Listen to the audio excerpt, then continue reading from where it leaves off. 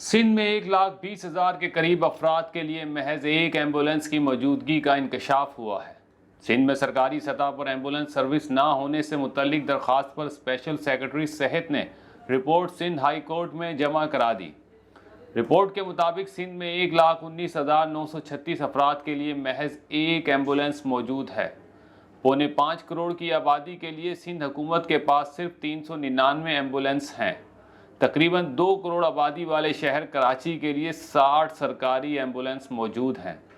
سب سے کم 4 ایمبولینس ٹنڈو محمد خان میں ہے۔ 22 لاکھ آبادی والے شہر حیدرآباد میں 15 سرکاری ایمبولینس موجود ہیں۔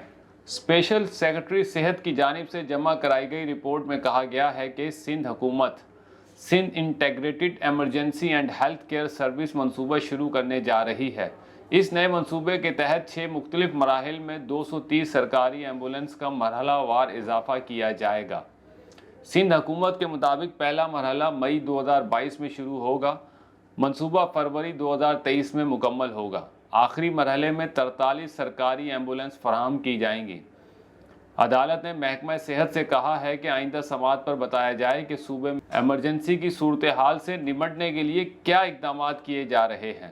خیال رہے کہ وکیل مظہر علی شیخ نے سندھ میں سرکاری سطح پر ایمبولینس سروس نہ ہونے پر درخواست دائر کر رکھی ہے۔